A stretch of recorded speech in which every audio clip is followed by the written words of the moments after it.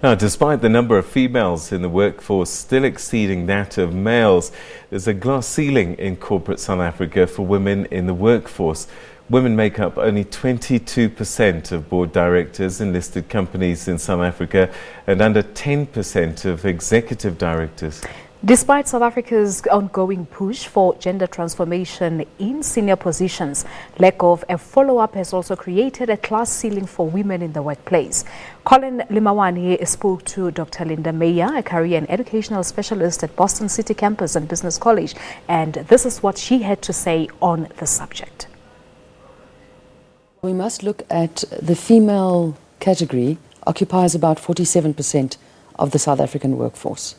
Of that, 32% are in managerial positions, and less than 1% are in CEO positions. And further to that, throughout the African continent, we see that there's only approximately a 5% uptake in females that are in CEO positions. So the glass ceiling is really something that is a reality, and it is something that we need to start working on constructively so that we have a gender balance in terms of representative job categories. When we talk about glass ceiling, for our viewers, let's do definition of terms. What do we mean by that? So glass ceiling is an artificial barrier that is created. So we see that females only reach a specific level in an organization and they can't break through to go to higher levels. So we see that there's been a transformation up to senior management level, but executive and board level female representation is not moving. As a matter of fact, we are doing worse than we did in 2012. What causes this? Because one would argue that for a personnel procurement process to happen, there needs to be recruitment, and the stages of recruitment would be advertising, shortlisting, interview, and appoint. Why are women getting stuck along the way? Largely because of networking. We know that people appoint people that they know. We also know that there is no real determination from the top for transformation in terms of gender parity.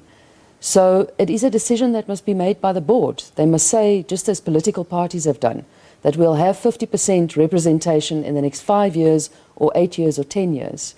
We see that from the World Economic Forum, that it's going to take 150 years for women to earn exactly the same as male counterparts in the workplace. So why is it that these things happen? It's because we allow it to happen. So there are regulatory processes in place, but every board should account to their shareholders. Every company should account to the people that they represent, why they don't have female representation at a much greater level. Why don't they have mentoring processes in place? Why don't they have people that have been earmarked for the future? Why are we looking at things retrospectively, at numbers, and saying these things are bad? And we can complain all we like. As South Africans, we love complaining. But what are we doing isn't about it an indictment on the process itself for being confidential at the input stage when we don't know how many women have applied for positions versus the number of men who've applied? Whereas we question the end product where we look at the people who have been appointed, and when the gender numbers are misrepresented, we blame the whole process. And that's exactly, you've answered the question in your question. Is that as a board they must make a decision that there's going to be transformation, and they must disclose to the board what it is, why they couldn't find a female that had the potential to be appointed. If we speak about transformation, it's not just about race, it's about people with disabilities, it's about females, it's about saying as a society, who is representing us? And it must mirror the composition of the society at all levels, not just at the lower levels. We see that we have over 1 million domestic workers. I don't know if you're aware of that. But we look at male and female counterparts just up to senior manager levels. And we see that people with the same skills, same experience, same qualifications are earning on average 30% less than their male counterparts, which equates to roughly 6,600 Rand across the board that females are earning less than their male counterparts. So if we have to ask the board, is the board not male-dominated itself? But who is holding the board to account? Who are the shareholders? Who are the people buying their products? So it's fine to say change, but if there's no consequence for change, why would people do it? It's comfortable. It's people they know how they can operate, they know what the rules of engagement are. And the question we need to ask ourselves is, what return on investment are we giving? What steps are we taking to ensure that transformation takes place? If we still had a company that was 100% completely white, we wouldn't stand back and just accept that. So why are we standing back, looking at boards and accepting that there is a completely male-dominated? And the issue of pay gap difference in level ascension, you find that a position is advertised with a certain package for remuneration, but you still find a pay gap, whereas there is a positional equity. Why are there such discrepancies? So we see that there are barriers in terms of the discriminatory practices that are accepted. So we see for young females, for example, that when they enter the workplace, there is a perception that they'll go off and have children, so they won't be as productive in the workplace. So employers are reluctant to pay because they think they'll get a lower level of output.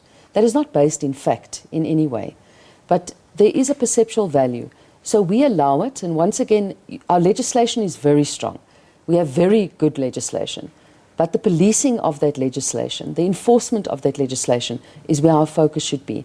But largely, we should have a voluntary basis of companies saying, we want to transform, we want gender balance. What is it that we can do? And how do we hold ourselves to account? How do we hold ourselves to a higher standard? And then, shortly, do you think that we have made progress in terms of advancing to the 50-50 and equitable payment and appointment of women in the workplace? We've made up to senior manager level, but beyond that, we're going backwards. As I said, if we look at the statistics from 2012 to 2015, we have one female CEO of the top 50 companies in South Africa, of Naspers.